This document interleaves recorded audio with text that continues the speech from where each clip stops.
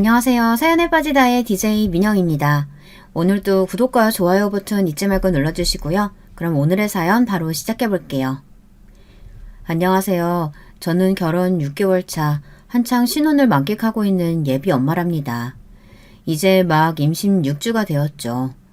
남편은 제가 불면 날아갈까 쥐면 으스러질까 아주 걱정이 태산이라서 요즘은 출근도 못하고 재택근무 중이랍니다. 임신 초기에는 조심해야 할 것들이 많다고 친정 식구들까지 아주 눈에 불을 켜고 저를 지키는 중이라 하루 종일 잔소리만 듣는 것 같아요.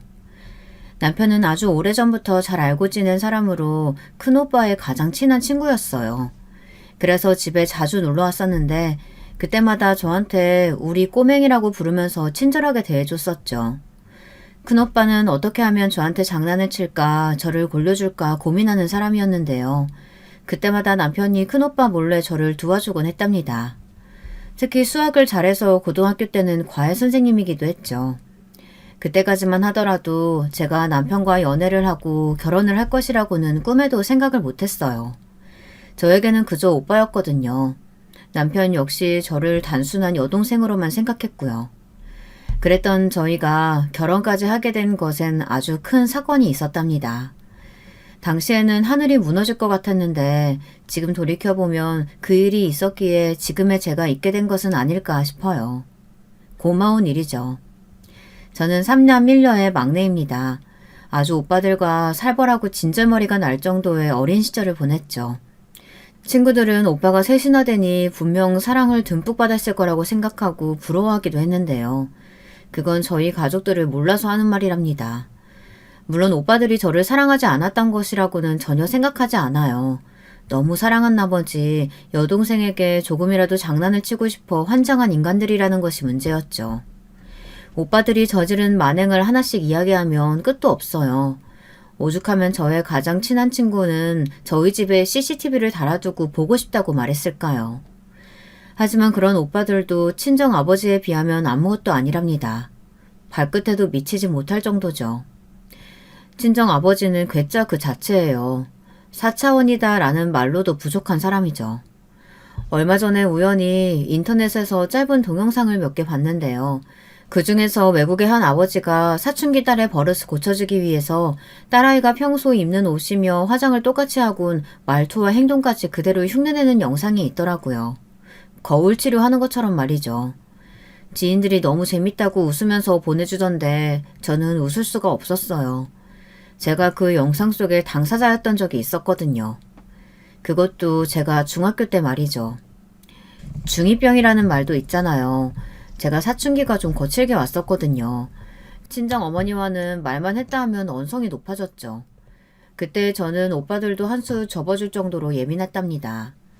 그랬던 제가 단박에 정신을 차린 것이 바로 친정아버지의 거울 치료였죠. 아빠, 지금 뭐 하는 거예요? 왜? 이쁘지 않아? 너 맨날 예쁘게 하고 다닌다며? 내가 패션 모른다고 그렇게 구박했으면서 왜? 나도 네 말대로 예쁘게 하고 다녀보려고 그러는 건데. 아무리 그래도 지금 뭘 입고 계시는지 아세요? 그리고 그 화장품 그거 전부 제 방에서 가지고 나오신 거죠? 우리 딸 하고 다니는 게 더 좋아 보여서 말이지. 립스틱도 발랐는데 어때? 머리부터 발끝까지 저를 흉내내고 있는 친정아버지의 모습을 보고 있노라면 정말이지 죽을 것 같더라고요. 금방이라도 터질 것 같은 짧은 치마에 머리는 또 어떻고요.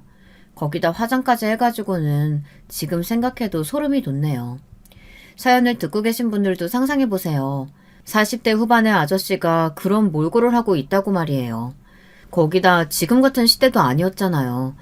정말이지 충격을 넘어 공포나 다름없었답니다. 가족들은 배를 잡고 웃었지만 말이에요. 저는 그날 이후 바로 모든 것을 정리했어요. 화장품은 물론 짧은 교복까지 모조리 쓰레기통에 던져 넣었죠. 친정아버지께서는 예뻐서 좋다고 하더니 왜 아깝게 버리냐고 말씀하셨지만 저는 단 한마디도 대꾸할 수가 없었어요. 친정아버지와 관련된 일화는 아주 끝도 없이 나올 수 있는데요. 또 한 번은 고등학생 때 친구들이랑 만화 캐릭터 분장을 하고 이벤트 행사에 참여하기로 했었는데 친정 아버지께서 너무 재밌어 보인다고 본인도 코스프레를 하고 참여를 했었답니다. 아빠, 어디를 가신다고요? 그 옷은 또 어디서 나셨고요? 그 이벤트 너무 재밌겠더라. 자기가 좋아하는 만화 캐릭터 옷도 입고 나온다며. 봐라, 아빠는 모처럼 보이냐? 알고 싶지 않아요. 진짜 왜 그걸 따라하세요? 나 진짜 해보고 싶어서 하는 것뿐이야. 내가 언제 또 이런 만화 캐릭터가 돼보겠어. 재밌어서 한 것뿐인데 왜 이렇게 싫어하는 거야? 그럼 좋아하겠어요? 어느 고등학생이 아빠랑 같이 코스프레 이벤트에 나가냐고요. 저의 절규에도 친정아버지는 끄떡도 하지 않으셨죠. 결국 저는 이벤트 행사장에서 친정아버지를 피해 다녀야만 했어요. 그런데 멀리서 봤지만 진짜 친정아버지께서 즐거워하시더라고요. 저는 저를 골탕 먹이고 싶어서 한다고 생각했는데 아니었습니다. 심지어 비서 아저씨랑 기사 아저씨까지 함께 아주 신이 나셨더라고요. 그 모습을 보는데 웃어야 할지 울어야 할지 감이 잡히질 않았답니다. 이 정도면 친정아버지의 괴팍한 행동이 어느 정도였는지 이해가 가시겠죠. 하지만 이런 아버지의 기행이 가끔은 제게 도움이 되었는데요. 2년 전에 그 사건도 친정아버지가 아니었다면 제 인생은 송두리째 달라졌을 거예요. 2년 전 저는 친구의 소개로 만나고 있던 남자가 있었어요. 평범한 직장인이었는데 재밌고 즐거웠죠. 말을 얼마나 잘하는지 함께 있으면 시간 가는 줄 모르겠더라고요. 오죽하면 제가 남자친구에게 북극에 가서도 에어컨을 팔 수 있을 인간이라고 했을까요? 하여튼 제게 웃음을 많이 준 남자친구는 그전까지 만났던 사람과는 좀 달랐어요. 처음으로 미래라는 것을 그려보기 시작했거든요. 그래서 프로포즈를 받았을 때 저는 조금의 망설임도 없이 그렇게 하겠노라고 약속을 했죠. 그리고는 바로 남자친구를 부모님께 소개했어요. 저희 부모님들은 오빠 때도 그랬지만 누굴 데려오든 반대하는 말씀을 꺼내신 적이 한 번도 없었어요. 자신들이 좋아서 하는 결혼이라면 무조건 응원한다는 쪽이셨죠. 그런데 저희 부모님께서 남자친구를 보고는 묘한 표정을 지으셨어요. 특히 친정어머니 표정이 이상했죠. 집에 돌아와서도 친정어머니께선 말없이 무언가를 생각하시더라고요. 그리고는 저를 따로 불러 정말 남자친구와 결혼할 생각인지 물어보셨죠. 처음이었어요. 오빠들 결혼할 때만 하더라도 한바구음을 짓던 친정어머니께서 심각한 얼굴을 하며 제게 확인을 하신다는 것이 신기했죠. 당시에 저는 남자친구와의 미래에 확신을 가지고 있었기 때문에 당연하다고 대답했는데요. 어머니께서는 그런 저를 뚫어져라 보시더니 알겠다고 하시고는 행복하게 잘 살기만 하면 된다고 말씀하셨어요. 남자친구는 부모님께서 허락해 주셨다는 말에 무척이나 기뻐했어요. 그리고는 당장이라도 결혼을 할 것처럼 굴었죠. 그런데 의외의 곳에서 브레이크가 걸렸어요. 전혀 생각지도 못했던 곳에서 말이죠. 그날은 토요일이었는데요. 제일 친한 친구가 잔뜩 화가 난 목소리로 전화가 왔더라고요. 그러면서 다짜고짜 제게 남자친구와 헤어졌느냐고 물었죠. 저는 영문도 모르고 갑자기 그게 무슨 헛소리냐고 답했어요. 그랬더니 친구는 왜 남자친구가 자기네 호텔에 와서 선을 보고 있느냐고 소리를 높이더라고요. 당연히 저는 그럴 리가 없다고 했죠. 남자친구는 급하게 회사에서 연락이 와 출근해야 한다고 해서 그날 함께 전시회를 보러 가기로 했던 것도 취소한 상태였거든요. 친구는 그럼 자기가 보고 있는 상황은 도대체 뭐냐며 제게 사진을 보내주었어요. 처음 보는 여자와 마주 앉아있는 남자친구의 모습이었어요. 어색한 듯이 미소를 지으며 이야기를 나누는 장면이었죠. 물구나무를 서서 봐도 선을 보는 남녀의 모습이었어요. 하지만 저는 쉽게 인정할 수가 없었습니다. 남자친구가 제게 거짓말을 했다는 사실을 믿을 수가 없었거든요. 그래서 거래처 사람일 거라고 말했지만 속으로는 어느 정도 의심을 하고 있었죠. 친구는 자신이 똑똑히 들었다고 하며 열을 내기 시작했어요. 도대체 이게 무슨 일인가 싶어 직접 자신이 서빙을 나갔다는 말까지 하더군요. 처음 일을 배울 때를 제외하고는 해본 적 없는 일까지 하며 두 사람의 이야기를 듣기 위해 가까이 다가갔던 친구는 확실하다며 단호하게 말했어요. 결혼하자고 했다며. 프로포즈까지 했다는 인간이 지금 다른 여자 만난다는 게 말이 되는 소리야? 너 당장 이리로 와봐. 와서 이 새끼 쥐어 뜯어놓던가 하라고. 혼자 못하겠으면 내가 도와줄 테니까. 그래봤자 너희 호텔에 뭐가 좋다고. 내가 따로 연락해서 이야기할게. 이 상황에서 우리 호텔 이미지 챙겨줄 정신이 어디 있냐? 네가 안 하면 내가 하리? 친구는 당장이라도 남자친구의 머리채를 잡을 기세로 이야기했지만 저는 오히려 담담하게 알아서 해결하겠다고 말했어요. 대신 부모님이나 오빠들에게는 절대 말해서는 안 된다고 하면서요. 그렇게 전화를 끊고 나니 좀 허탈하더라고요. 프로포즈를 받고 결혼을 약속한 것이 고작 일주일밖에 되지 않았는데 꿈인가 싶기도 했어요. 그렇게 잠시 소파에 누워있던 저는 친구에게서 받은 사진을 고스란히 남자친구에게 전송했습니다. 다른 말은 하나도 하지 않았어요. 얼마나 지났을까 남자친구로부터 전화가 왔죠. 저는 당연히 받지 않았고요. 남자친구도 발등에 불이 떨어졌다고 생각이 들었는지 계속해서 전화를 하더군요. 저는 6번째 벨이 울리고 나서야 전화를 받았습니다. 네가 무슨 이야기 들었는지 모르겠지만 아니야. 자기가 생각하는 거랑 전혀 달라. 내가 다 설명할 수 있어. 그러니까 제발 좀 만나자. 고작 지금 이 상황에서 할 말이 그뿐이야? 회사 일에 선을 보는 것까지 포함되어 있는 줄은 몰랐네. 거짓말한 건 진짜 미안한데 나도 이런 일이 있을 줄 몰랐어. 진짜야. 남자친구는 누나가 소개시켜줄 사람이 있다는 말에 조금 더 의심하지 않고 나갔었다고 말했어요. 남자친구의 누나는 결혼해서 1년도 못 살고 이혼을 했었거든요. 남자친구는 그런 누나에게 재혼하고 싶은 사람이 생겨서 그러니 함께 봐달라고 해서 나왔다고 했죠. 그렇게 알고 나갔는데 사실은 선을 보는 자리였다고 아주 열변을 토하며 제게 설명을 하더군요. 남자친구의 설명을 듣는데 있을 법한 이야기라는 생각은 들었어요. 하지만 제일 중요한 사실이 빠져 있었죠. 왜 형님이 남자친구를 속여가면서까지 선을 보도록 만들었냐는 것이었어요. 형님이 왜 당신을 속여가면서까지 그런 자리를 만들었는데? 나랑 결혼한다는 소리 아직 집에는 안 했어? 부모님께 나 소개시켜주고 싶다고 했잖아. 아, 그거 당연히 집에 이야기했지. 그런데 다들 바빠서 좀처럼 시간을 맞추기가 어렵더라고. 누나가 왜 이렇게 나오는지는 글쎄 나도 잘 모르겠어. 남자친구는 제 질문에 허둥거리며 대답을 했어요. 그 말을 듣고 있노라니 이 사람이 숨기는 것이 있구나 싶은 생각이 들었죠.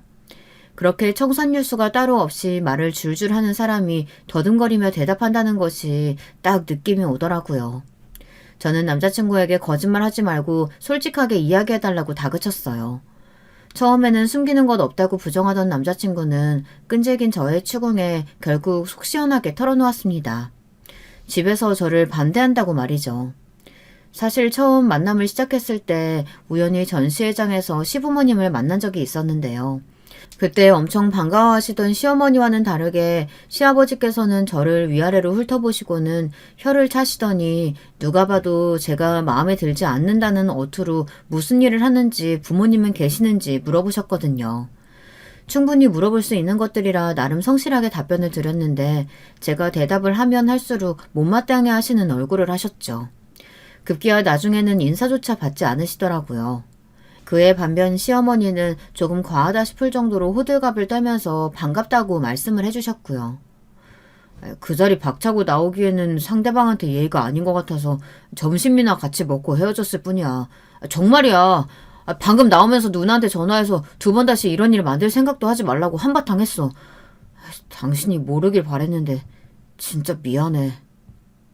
남자친구는 자신에게는 그런 의도가 전혀 없었음을 피력하며 제게 용서를 구했죠. 저는 알겠다고 말하며 왜 집에서 저를 반대하느냐고 물었어요. 순수하게 궁금했거든요. 남자친구는 자신도 잘 모르겠다고 하며 그저 저하고 남자친구는 서로 어울리지 않는다는 말만 하셨다고 했어요.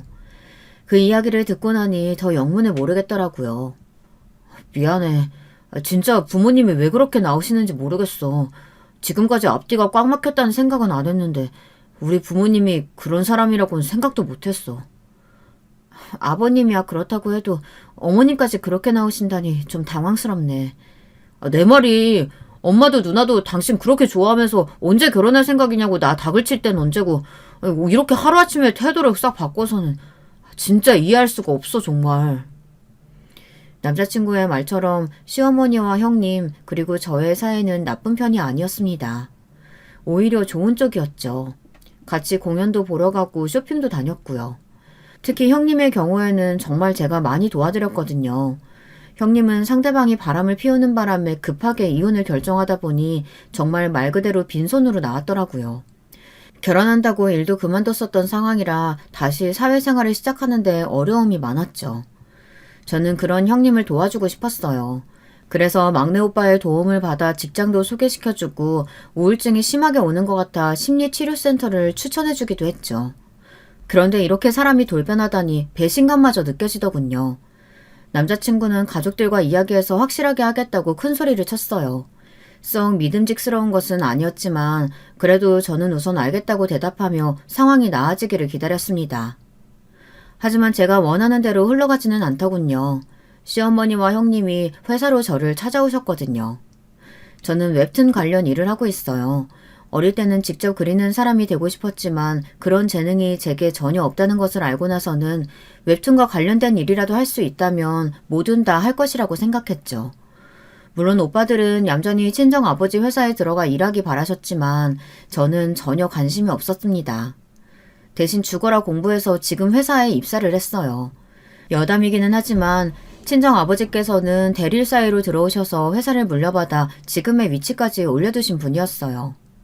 항상 친정아버지께서는 능력도 없으며 회사에 숟가락 얹을 생각은 절대 하지 말라는 주의였어요. 그래서 퇴임하실 때도 큰오빠는 아니었으면 전문 경영인에게 넘겨줄 생각도 하셨답니다. 시어머니와 형님이 찾아오신 그날은 장시간 회의로 잔뜩 지쳐있는 상태였어요. 갑자기 회사 근처라고 하시면서 시어머니께 전화가 왔답니다. 당장 카페로 내려오라고 말이죠.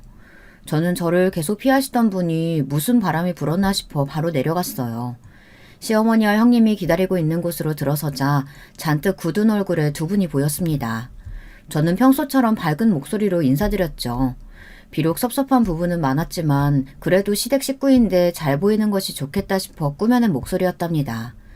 그런데 시어머니와 형님은 시큰둥한 반응으로 앉으라는 말조차 하지 않으셨어요.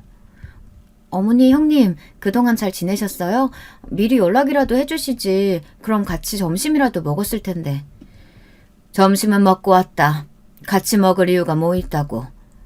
우리가 한가하게 밥이나 먹자고 여기까지 왔겠어? 시어머니와 형님은 쌀쌀맞은 목소리로 말씀하셨어요. 저는 뭔가 쎄한 기분이 들어 눈앞에 냉수를 들이키곤 목소리를 가다듬었죠. 속으로는 어떤 상황이 오든 절대 당황하는 모습을 보이지 말자고 스스로에게 말하고 있었고요. 잠시 침묵이 흘렀어요. 어느 누구도 이야기를 꺼내지 않았죠. 얼마의 시간이 흘렀을까. 시어머니께서는 더 이상은 견딜 수 없다는 듯 빠른 속도로 준비된 말들을 쏟아냈어요. 어찌나 빠른 속도로 말씀하시는지 듣는 제가 다 숨이 찰 정도였답니다. 거기다 그 말씀이라는 것이 한 번도 생각해 본 적 없는 문제라 저는 다짐했던 것과는 다르게 당황하고 말았답니다. 너랑 우리 아들 아무래도 인연이 아닌 것 같으니까 서로 각자 갈 길 가자. 어머니 갑자기 찾아오셔서 그게 무슨 말씀이세요? 무슨 말이기는 헤어지라는 말이지. 알아들었으면서 왜 모른 척을 해? 헤어지라는 말씀을 대뜸 하시는데 그럼 어떻게 가만히 있겠어요. 지난달에 바람 쐬러 가셨을 때만 하더라도 저 같은 며느리 생겨서 좋다고 하셨잖아요. 내가 언제 그런 말을 했니? 생사람 잡지 마라. 제 말에 시어머니께서는 펄쩍 뛰시며 자신은 그런 말을 한 기억이 전혀 없다고 하셨어요. 형님 역시 어디서 듣고 온 말이냐며 역정을 내셨죠. 어이가 없었어요. 제가 가만히 있었더니 시어머니께서는 한술 더 떠서 말씀하셨죠. 아무래도 결혼이란 것이 두 사람 좋아서 되는 건 아니잖니. 적어도 서로 간에 격은 맞아야지. 집안끼리 비슷해야 하기도 하고. 그런 부분에서 보면 우리 아들이랑 너는 전혀 어울리지 않는 것 같구나. 집안끼리 차이가 난다는 말씀을 하고 싶으신 건가요? 천생연분이라고 하실 땐 언제고 이제 와서요. 시어머니와 형님은 정색을 하고는 긴 말하지 않겠다고 하시면서 헤어지라고 다그치셨어요. 제가 로맨스 웹툰을 담당하고 있다 보니 작품 속에서 이렇게 직장으로 찾아와 헤어지라고 말하는 경우를 보기는 했지만 실제로 이런 일이 벌어진다는 것은 상상도 못했거든요. 그 와중에 저는 역시 웹툰이나 웹소설의 이야기가 현실에 아예 없는 것은 아니라는 생각이나 하고 있었답니다. 저는 집안 수준을 언급하는 두 분을 말없이 가만히 보기만 했어요. 집안의 수준이라니, 격이라니. 형님과 시어머니께서 과연 우리 집에 관해 알고 하는 말인가 싶더라고요. 왜 말이 없니? 헤어지라는데 알겠다는 말은 해야 될 거 아니야. 사실 너도 이렇게 한쪽으로 기우는 결혼하면 좋을 거 하나 없다. 우리 아들 하나 보고 시집와서 계속 식구들 눈치만 봐야 할 거 아니야. 지금 제가 만약 포기하지 않는다면 시집살이 시키겠다고 겁을 주시는 건가요? 말 되게 이상하게 하네. 우리가 언제 겁을 줬다고 그래. 그리고 양심이 있으면 당연히 눈치 보고 설설 기워야지. 막말로 길 가는 사람들 붙들고 물어봐. 내 동생이 100번 1000번 아깝다고 할걸? 저도 모르게 튀어나온 비아냥거림에 형님이 바로 발끈하시며 제게 삿대질을 하더군요. 본인들도 찔리는 것이 있는지 얼굴이 붉어진 채로 언성을 높이는 모습이 우습기만 했죠. 저는 솔직하게 형님을 바라보며 그간 제가 도와드린 일이 얼마인데 이렇게 나오실 줄은 몰랐다고 말했어요. 그리고 선을 봤다는 사실까지 알고 있다고 했죠. 제가 그 사실을 알고 있다는 것까지는 못 들었는지 형님과 시어머니는 입을 떡하니 벌리곤 대꾸를 못하더라고요. 하지만 이내 뻔뻔스럽게 고개를 들고는 저를 가르치려는 말투로 거기까지 알면서 헤어지지도 않고 버티느냐고 하더라고요. 저는 시원하게 고개를 끄덕이며 알겠다고 하곤 자리에서 일어났습니다. 시어머니와 형님은 헤어지는 것 확실하냐고 물었지만 저는 대답도 하지 않고 나와버렸죠. 두 사람이 저를 찾아왔었다는 이야기를 남자친구에게 하자 자신은 전혀 모르는 일이라고 펄쩍 뛰더군요.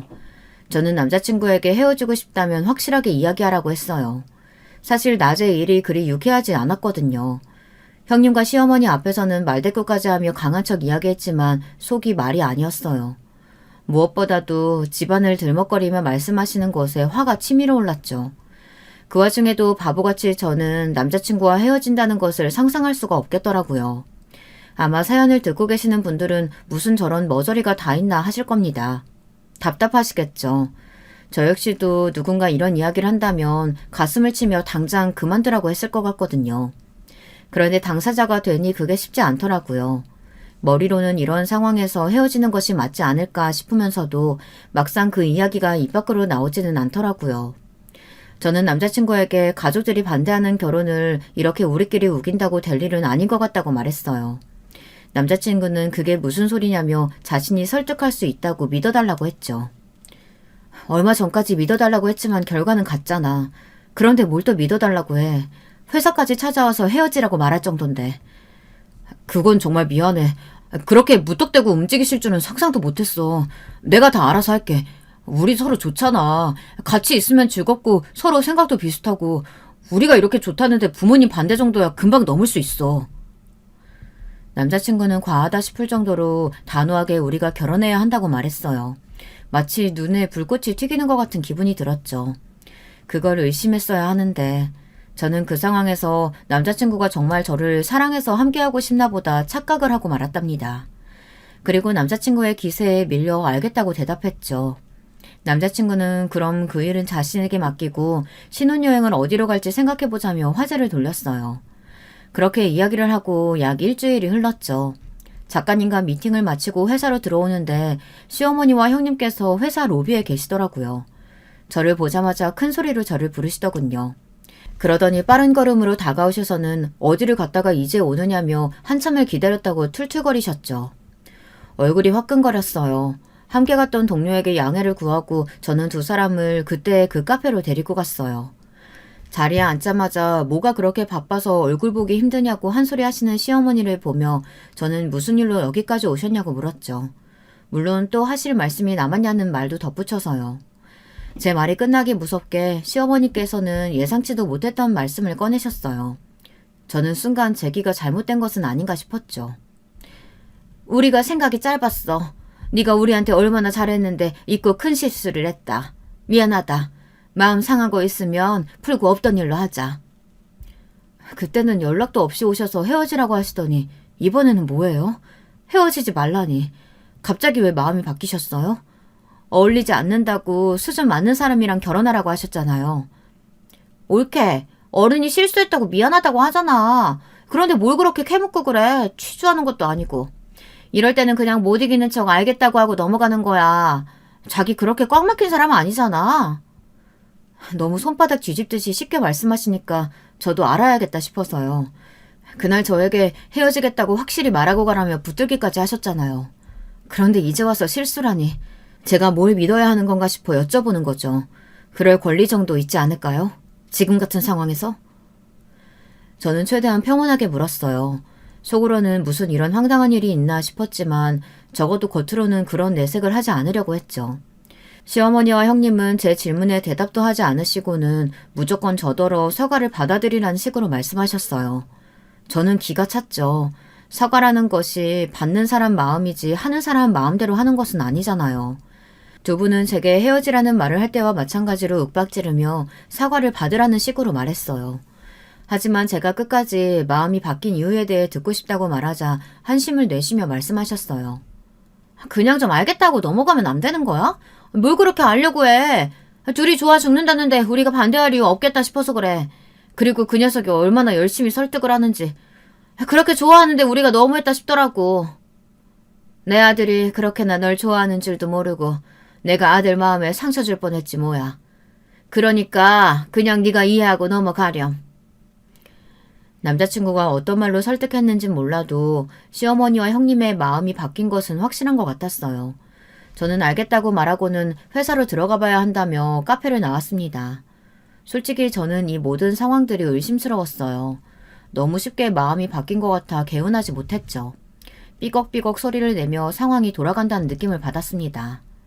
남자친구는 자신만만해하며 저를 집으로 초대했어요. 약간은 긴장되는 마음으로 인사를 드리러 갔죠. 저는 이날 왜 기혼자들이 시금치의 시옷만 봐도 이가 갈린다는 말씀을 하시는지 이해할 수 있었어요. 특히 시부모님이 막무가내로 행동하는 사람들이라면 얼마나 스트레스가 클지 그 잠깐이지만 확실하게 알겠더라고요. 집에 들어가자마자 시어머니와 형님께서 호들갑을 떨며 반갑게 저를 맞이해 주시더라고요. 그것과 대조되게 시아버지는 퉁명스러운 얼굴로 고개만 까딱이셨고요.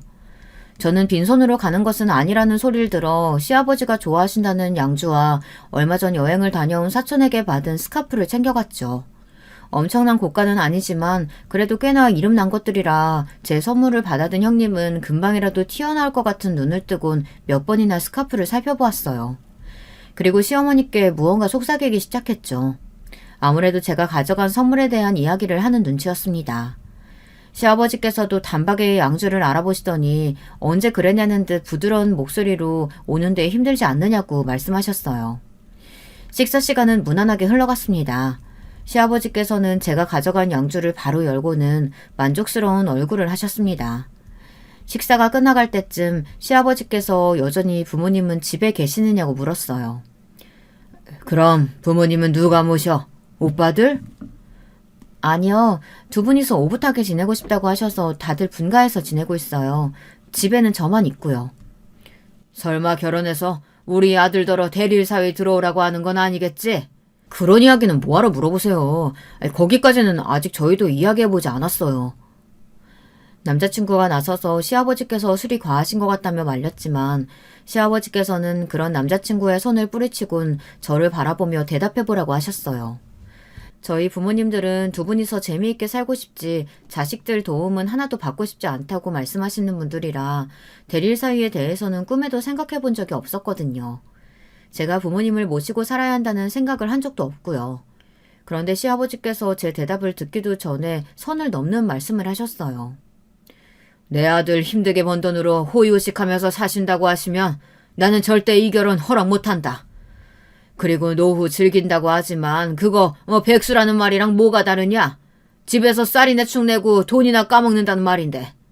우리 아들이 버는 돈 단 1원도 그런 곳에 쓰이는 꼴 내 눈에 흙이 들어와도 못 봐. 저희 부모님은 자식들에게 손 벌리시는 분들 아니세요. 그리고 제가 모시고 살고 싶다고 해도 거절하실 분들입니다.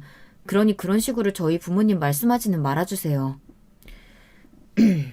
그렇다면 다행이지만 아무리 그래도 집에서 놀고 먹는 사돈이라니 참 어디다 말하기도 부끄럽게.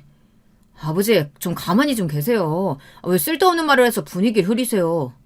남자친구는 허둥거리며 시아버지를 일으켜 세우고는 아무래도 먼저 들어가서 쉬셔야겠다고 말하며 안방으로 들어갔어요.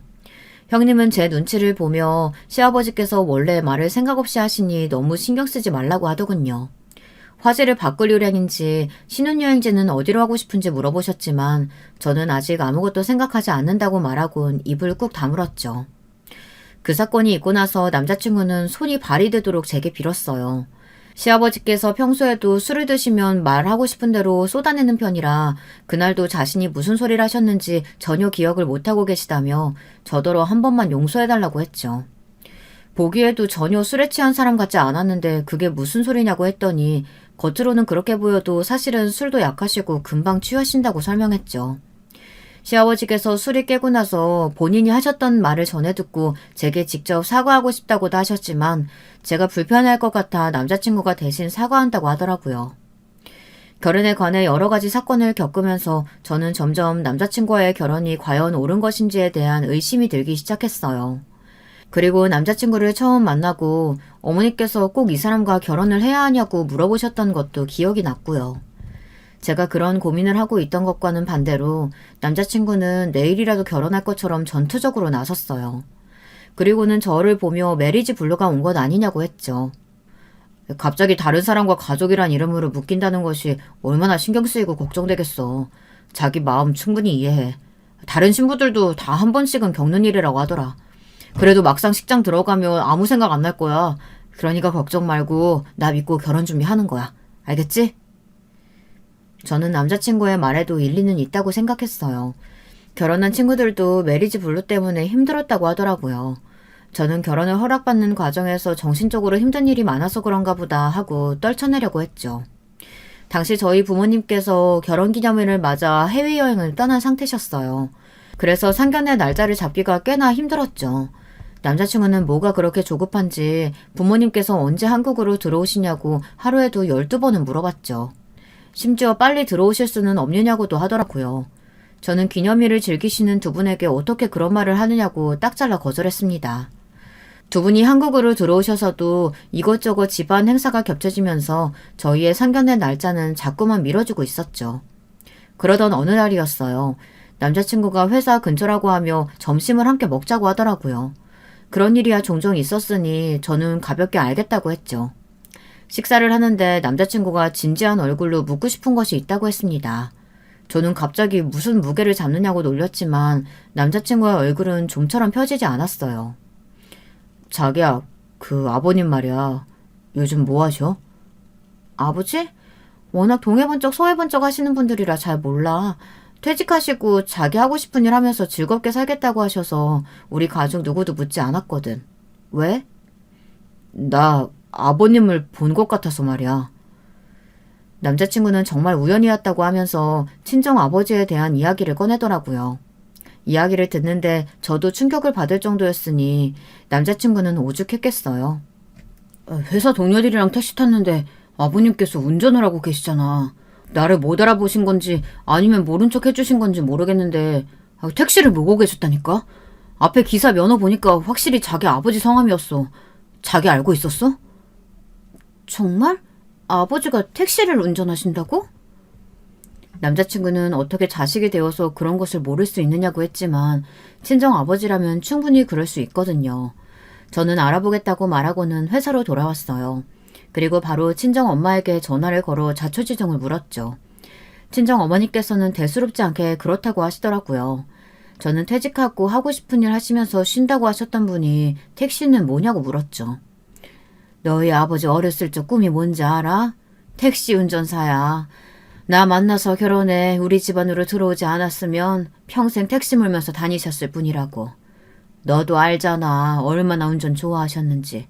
기억 안 나? 아무리 그래도 택시 운전이라니. 미리 말이라도 해주시던가. 얼마나 놀랐는지 알아요? 친정어머니께선 친정아버지가 원해서 하는 일인데 놀랄 것이 뭐가 있냐고 웃으셨어요.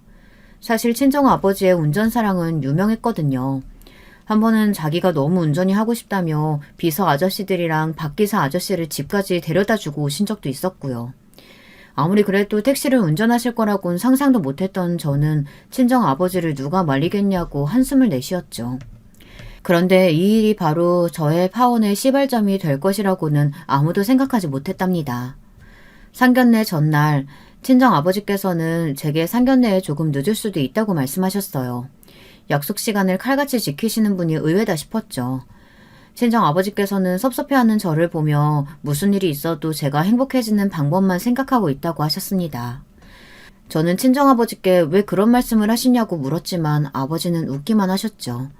상견례 날 일찍 도착한 친정어머니와 저는 미리 준비해둔 룸으로 들어갔어요. 아직 남자친구는 오지 않았더군요. 친정어머니와 이런저런 이야기를 하는데 시끄러운 소리와 함께 남자친구가 들어왔어요. 그 뒤로 시아버지와 시어머니의 모습도 보였죠. 그런데 두 분의 얼굴이 좀 이상하더라고요. 짜증이 잔뜩 나는 얼굴이라고 할까요? 저는 오다가 무슨 사고라도 있었나 싶어 남자친구에게 물었지만 남자친구는 별일 아니라고 말하면서 모르는 척 하라고 했죠. 곧 음식이 나오고 대뜸 시아버지께서 제게 친정아버지가 어디 가셨냐고 물어보셨어요. 조금 늦으신다고 연락이 와서요. 죄송합니다. 이런 분이 아니신데 오늘 무척 중요한 일이 있으셔서 어쩔 수 없다고 하셨어요. 중요한 일? 지금 사돈과 마주하는 자리보다 중요한 일이 뭐가 있다고? 하긴 남의 돈 버는 일이 쉽지는 않겠지. 아무리 그래도 우리 집안 무시하는 것도 아니고 이게 뭐야 도대체. 곧 오신다고 하셨으니까 조금만 기다려주세요. 정말 죄송합니다. 됐다. 아무리 생각해도 우리 아들이 아까워서 안 되겠다. 없던 일로 합시다. 시아버지께서는 처음부터 제가 마음에 들지 않았다며 자리에서 벌떡 일어나시더니 나가버리셨어요. 시어머니께서도 오늘은 날이 아닌 것 같다고 하시고선 나가버리셨고요. 남자친구는 갑자기 다들 왜 이러시냐며 허둥거리면서 따라 나가더군요. 당황스러움을 넘어 황당하기까지 한 상황에 저는 친정어머니를 바라보았어요. 의외로 친정어머니께선 무척이나 침착한 얼굴로 저더러 따라 나가보라고 하시더라고요. 저는 정말 죄송하다는 말씀을 드리고 나갔습니다. 가게 입구에서 남자친구와 시부모님이 실랑이를 벌이고 있었어요. 남자친구는 이야기 다 끝난 문제를 가지고 왜 이렇게 하시냐며 소리를 높였고 시아버지는 아무리 자신이 지금 이 꼴을 하고 있어도 절대로 받아들일 수 없다고 하셨죠. 그때였어요. 가게 앞으로 롤스로이스 한 대가 미끄러지시듯이 들어왔죠. 친정아버지셨어요. 친정아버지께서 소장하고 계시는 차량 중에서 가장 아끼시는 것이었죠. 곧 박기사 아저씨가 내리시더니 저를 보고 가볍게 인사를 하셨어요. 분명 큰오빠 차를 운전한다고 들었는데 갑자기 이게 무슨 일인가 싶더라고요. 거기다 더 어처구니 없는 것은 박기사 아저씨께서 뒷문을 직접 열어주고 계셨다는 것이었어요. 원래 친정아버지께서는 기업가 모임이 아니고서야 절대 이런 식으로 차에서 내리신 적이 없으셨거든요. 하지만 그런 아버지의 모습에 당황하는 사람은 저뿐만이 아니었어요. 박기사 아저씨가 제게 인사를 하는 순간부터 시아버지의 얼굴이 굳어가기 시작하시더니 친정아버지께서 차에서 내리시자 턱이 빠진 사람처럼 입만 벌리고 계시더라고요. 차에서 내린 친정아버지는 과거 출근하셨을 때와는 조금도 다르지 않은 모습으로 미소를 지으며 제게 손을 흔드셨죠. 그리고는 벌써 상견례가 끝이 났냐면서 늦어서 죄송하다는 말씀을 건네셨어요. 시아버지께서는 친정아버지가 내민 손을 물끄러미 바라보시더니 사시나무 떨듯 몸을 떨기 시작하셨죠. 어제 직접 제가 있는 곳으로 와서 좋은 말씀 많이 해주셨는데 제가 대접을 못해드린 것 같아서요. 간만에 어깨에 힘 좀 줘봤습니다. 과하다 생각하지는 말아주세요. 두 분 어제 만나셨어요? 아버지 계신 곳으로 오셨다니 그건 또 무슨 말씀이세요? 어제 사돈께서 몸소 내가 있는 택시회사로 오셨더라고. 너도 알고 있다고 들었는데 퇴직 후 무료하기도 해서 소일거리 삼아 택시 몰고 다니는데 어떻게 하셨는지 그 회사로 오셨더라고 사돈께서. 친정아버지의 말씀이 이어질 때마다 시아버지의 얼굴은 시퍼렇게 질려가다 못해 금방이라도 쓰러질 것처럼 식은땀마저 흘리고 계셨죠. 친정아버지께서는 그런 시아버지를 바라보시면서 웃고 계셨지만 저는 그 웃음이 무엇을 의미하는지 금방 알 수 있었어요. 아버지께서는 잔뜩 화가 나신 상태였죠. 딸, 너도 알고 있었니? 사돈께서 몇 년 전까지만 하더라도 사업을 하셨을 정도로 수완이 좋았다고 하시더구나. 그래서 나름 기사도 쓰면서 사셨다는데 혹시 들어본 적 없니? 그런 이야기는 처음 들어요. 이게 다 무슨 소리야? 나한테 그런 말 한 적 없잖아. 예전에 좋았었다는 이야기를 뭐하러 해. 지금이 중요하지. 그래서... 아니지. 그 이유가 아니지 않나 자네. 뭐 그 이야긴 나중에 하고 하여튼 어제 너희 사돈께서 과거가 그리우셨는지 대뜸 나한테 와서 이따위 택시나 몰지 말고 자기 기사나 하라고 말씀하시더구나. 얼마나 친절하신지. 안 그러냐 딸? 저는 너무 어이가 없어서 친정아버지의 말씀에 대답도 못하고 시아버지를 바라보았어요. 남자친구는 시아버지께서 알고 하신 말씀은 아닐 거라며 극구 부인하기 시작했죠. 친정아버지께서 워낙 운전을 잘하셔서 그런 말씀을 한 것 같다고 말하며 어떻게든 상황을 넘기려고 했지만 친정아버지께서는 고개를 저으며 말씀하셨어요. 그게 무슨 소린가? 사돈께서 오셔서 자기 아들 등골 빼먹을 생각하지 말고 자기 기사 노릇이나 하라고 하셨는데. 순간 저도 남자친구도 그리고 시부모님도 할 말을 찾지 못했어요. 친정아버지는 부드럽게 제 손을 잡아당기시더니 아무래도 결혼은 무리인 것 같다고 말씀하시며 저더러 친정어머니를 챙겨 내려오라고 하셨죠. 남자친구가 뭐라 말을 하려 했지만 친정아버지께서는 듣고 싶은 말은 그 어떤 것도 없다며 다른 손님들을 위해서라도 조용히 헤어지자고 하셨어요. 저는 집에 오는 동안 정신이 하나도 없었습니다. 친정어머니께서는 이미 알고 계셨는지 편안해 보이셨어요. 저는 왜 그런 일이 있었는데도 말씀하지 않으셨냐고 물었지만 친정아버지께선 자신까지 찾아와 막말을 하는 시아버지에게 한 방 먹여주고 싶다고 하셨어요. 그리고는 제게 남자친구와의 관계도 정리하는 것이 좋을 것 같다고 하셨죠. 저 역시 그날의 일로 정신이 번쩍 들었기 때문에 아버지께서 말씀하시는 대로 하겠다고 했어요. 다음 날 남자친구는 아침부터 미친 듯이 제게 전화를 걸었지만 저는 받지 않았어요. 저는 온몸이 젖은 몸처럼 무거워 연차를 쓰고 하루 집에서 쉬기로 했죠. 낮에는 주치의 선생님께서 오셔서는 링거까지 주시더라고요. 저는 그렇게 반나절을 잠들어 있었어요. 제가 다시 깨어난 것은 밖에서 들리는 친정아버지의 고함 소리 때문이었어요. 살짝 열린 틈새로 남자친구의 모습이 보였습니다. 저희 아버지께서 실수하셨습니다. 제가 대신해서 사과드릴 테니 제발 결혼을 허락해 주십시오. 그만하지 그래. 자네 속셈 내가 모르고 있다고 생각하나? 자네가 내 딸 뒤에서 무슨 짓 저지르고 있는지, 자네가 왜 우리 딸이랑 결혼하고 싶어 하는지, 자네 부모님이 가지고 있는 빚은 물론 자네가 도박으로 생긴 빚까지 그 모든 빚 청산하고 싶어서 딸아이와 결혼하려는 속셈 모른 줄 알았냐고. 저는 친정아버지의 말에 그만 휘청하고 쓰러질 뻔했습니다. 남자친구에게 빚이 있다는 것도 몰랐지만 그것을 저와의 결혼으로 갚을 생각을 하고 있다는 거는 생각조차 못했거든요. 남자친구는 결혼 이후 그 많은 빚을 제 명의로 돌릴 생각이었던 것 같아요. 그동안 왜 그렇게 무조건 결혼을 외쳤는지, 당장이라도 식을 올릴 것처럼 굴었는지 모든 것이 이해가 되었죠. 저는 문을 박차고 나갔습니다. 그리고는 남자친구에게 달려들어 사정없이 그의 뺨을 내리쳤죠. 순식간의 일이라 남자친구는 방어조차 하지 못했어요. 저는 한 번만 더 내 앞에 나타나면 그때는 모든 것을 다 부숴버리겠다고 소리를 질렀어요. 남자친구는 이런 제 모습에 놀랐는지 뒤도 돌아보지 않고 집을 빠져나갔더라고요. 남자친구를 쫓아내고 나니 저는 진이 다 빠져버려 소파에 쓰러지듯이 누웠죠. 아버지께서는 가만히 저를 보시더니 헝클어진 머리를 정돈해 주시며 제 탓은 아무것도 아니라고 하셨어요. 눈물이 날 것 같았죠. 저는 이 일이 여기서 막을 내린다고 생각했어요. 하지만 그것은 저의 오산이었죠. 남자친구는 이미 제 이름을 도용해서 곳곳에서 도박 자금을 빌렸더라고요. 저도 모르는 사이에 제 이름으로 된 사채가 있더라고요. 도대체 저는 사인을 한 적도 없는데 무슨 수로 그런 돈을 빌렸는지 알 수가 없었어요. 친정 아버지께서는 당장에 고소하자고 하셨고 그때 저를 도와주었던 사람이 바로 지금의 남편이랍니다. 큰오빠에게 이야기를 듣고 왔다며 자신에게 맡겨두라고 살벌한 미소를 짓더라고요. 참 든든했죠.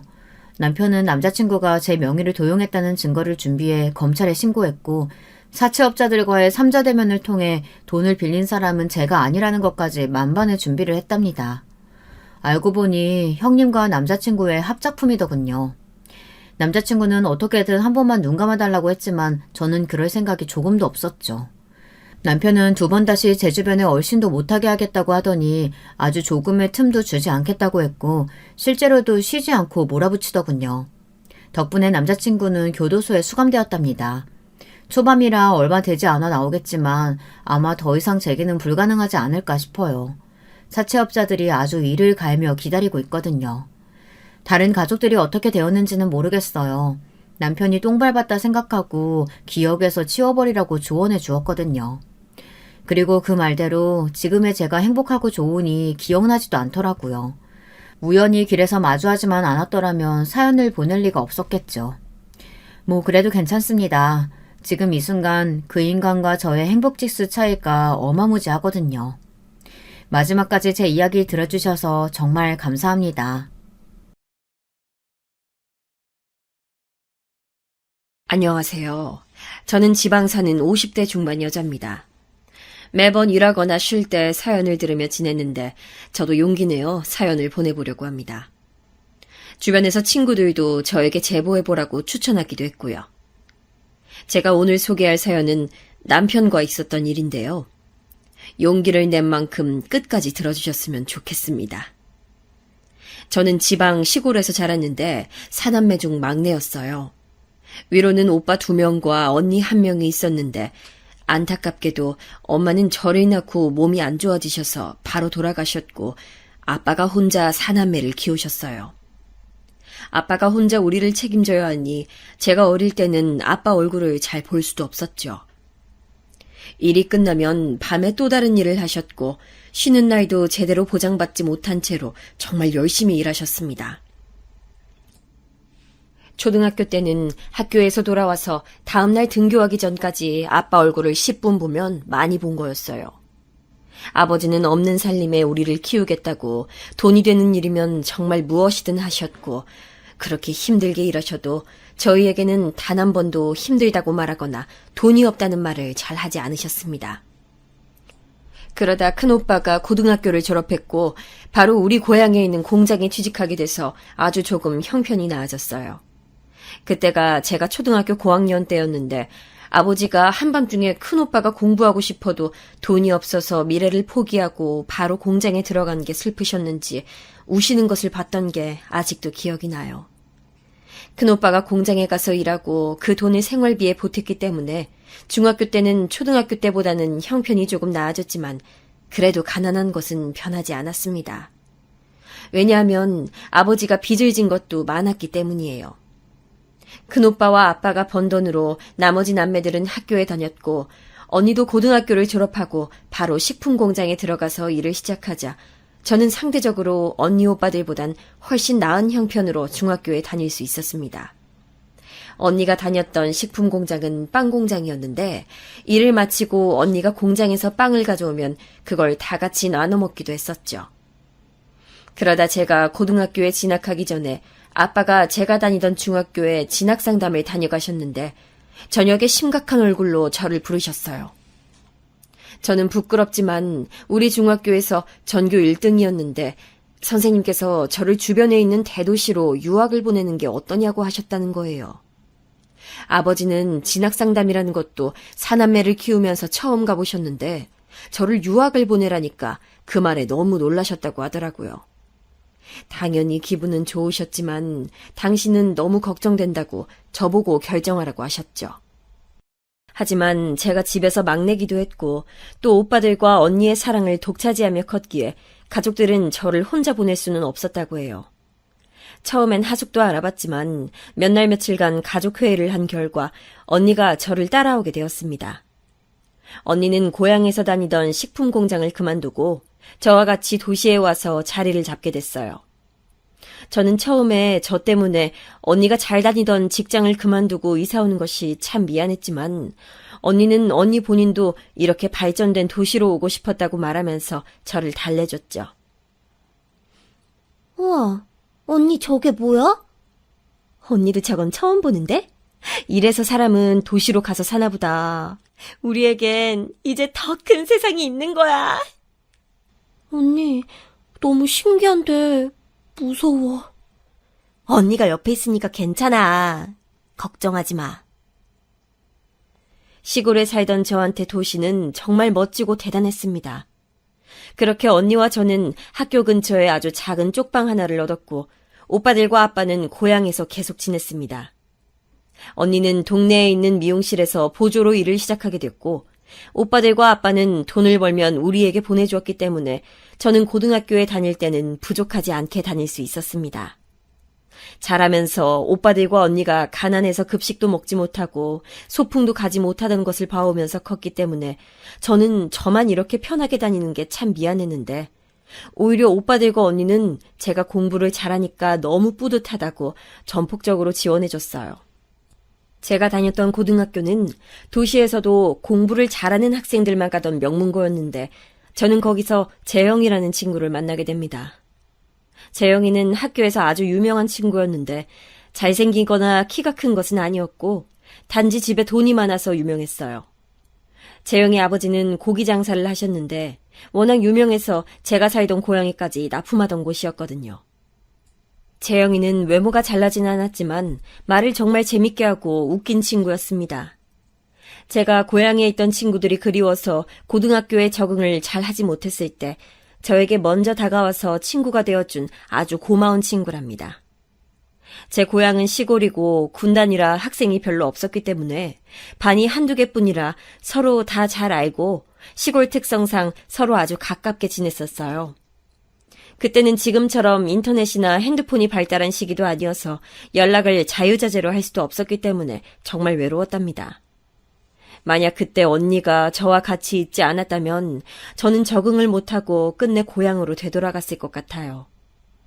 제가 그렇게 적응하지 못할 때 저한테 먼저 와서 같이 놀자고 해줬던 재영이와는 그래서 급속도로 친해지게 됐죠. 특히 제가 다른 과목에 비해 상대적으로 수학을 못했었는데 재영이가 제일 자신 있는 과목이 수학이라 많은 도움을 받았어요.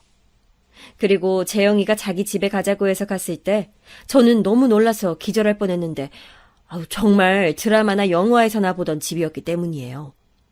거짓말 안 하고 고향에서 언니 오빠들과 아빠와 살던 집이 재영이 방 크기보다 작았거든요. 재영이의 집에는 일하시던 아주머니만 두 분이 계셨고 마당도 있었고 거실에는 아주 큰 샹들리에도 있었습니다. 소파가 딱 보기에도 정말 좋았고 식탁이 제 고향집만 했어요. 재영이 방에는 책들이 정말 많았는데 제가 관심 있어 하던 주제들의 책도 많아서 놀러가면 한참을 보다 나오기도 했습니다. 그렇게 재영이의 집에서 재영이는 수학을, 저는 국어와 사회를 알려주며 같이 공부했었는데 그 시절에 저는 재영이의 부모님을 뵙게 됐어요. 재영이의 부모님께서는 정말 다정하시고 저를 예뻐해 주셨는데 제 가정 형편이 안 좋은 것을 아시고 수학여행을 갈 때 도와주시기도 하셨습니다. 그렇게 고등학교를 졸업하고 저는 지방에 있는 국립대에 진학하게 됐고 재영이는 서울에 있는 대학을 가게 됐어요. 아무래도 거리가 머니까 연락도 점점 끊길 줄 알았는데 재영이는 방학 때면 늘 지방으로 내려왔기 때문에 간간히 연락을 이어나갔습니다. 특히 재영이는 방학에 아버지 일을 돕겠다고 고기 배송을 직접 하기도 했었는데 우리 고향에 갈 때는 저에게 연락해서 같이 트럭을 타고 배송을 하기도 했었죠. 저는 재영이 덕분에 공짜로 편하게 고향에 갈 수 있으니 좋았습니다. 그렇게 저는 도시에서 대학을 다니며 언니와 계속 살았는데 언니가 미용실 단골 손님과 인연이 닿아 결혼하게 되었습니다. 정말 축하했고 좋은 일이었지만 덕분에 제가 혼자 살게 되었는데 저는 그때 외로움이라는 감정을 처음 알게 되었습니다. 타지에서 처음으로 혼자 살게 되었는데 집에 가면 아무도 없는 게 적응이 되지 않더라고요. 그렇게 외롭게 지내다 저는 대학을 졸업했고 전공이 국어국문학과여서 그 도시에서 학원 강사로 일하게 되었습니다. 재영이는 군대에 다녀오고 바로 졸업해서 아버지가 하시던 고기 사업을 이어서 하게 되었고 우리는 거리도 가깝고 원래 친했으나 더 친해지게 됐어요. 그 전까지 저는 재영이가 정말 좋은 친구라고 생각했는데 외로워서 그런가 아니면 재영이가 나이가 들면서 성숙해져서 그런가 남자로 보이기 시작했어요.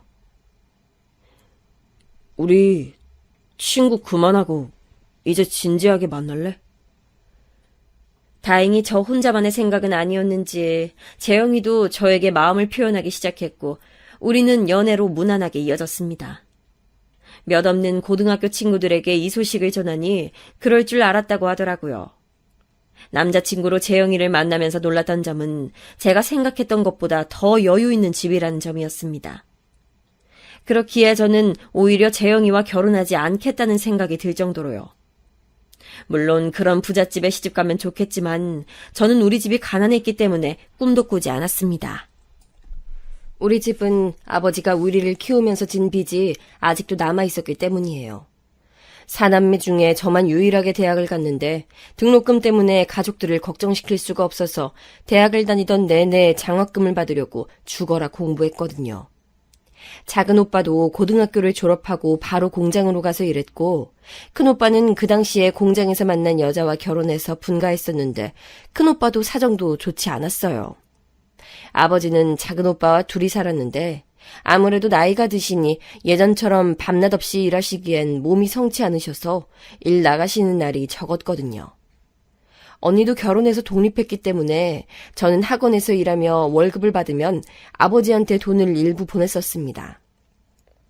그래서 저는 그냥 평생 혼자 살면서 빚을 갚으며 살아야겠다고 생각했는데 정말 예상치 못하게 재영이가 저에게 프로포즈했고 저는 결혼까지 하게 됐습니다.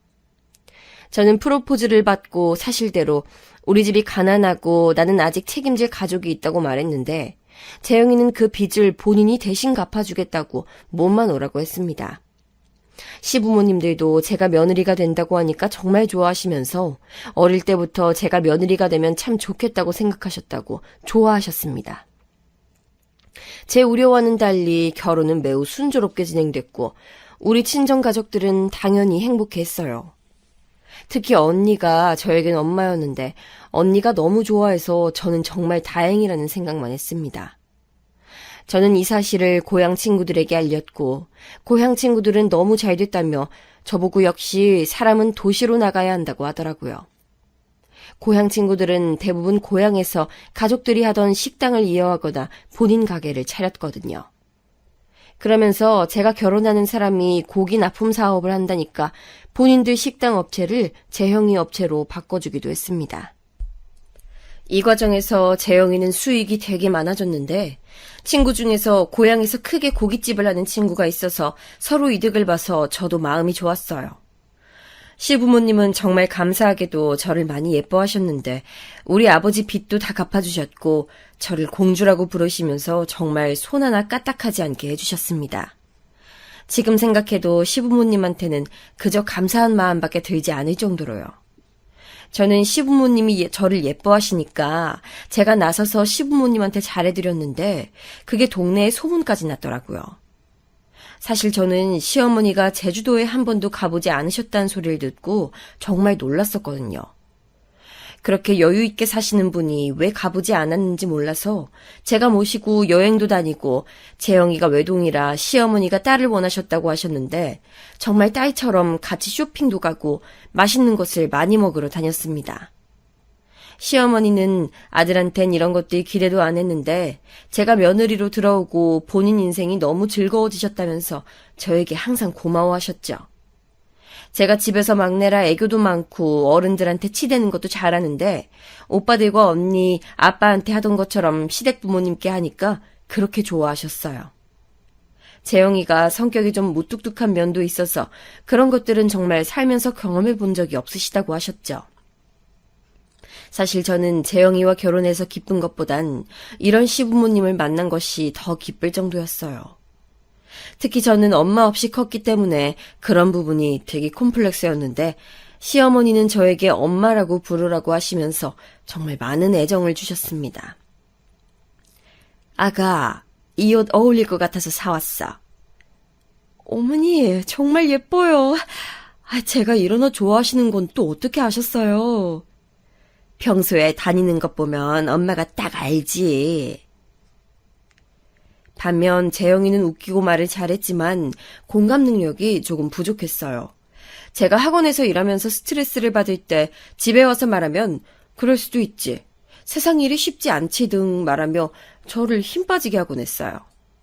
우리는 분가하지 않고 시부모님을 모시며 재영이의 본가에서 계속 같이 살았는데 오히려 시부모님이 제 편이 되어주셨죠. 그렇게 몇 년 동안 행복하게 살다가 저는 임신도 하게 됐습니다. 제가 임신하자 친정아빠는 손주가 처음도 아니면서 어찌나 좋아하셨는지 몰라요.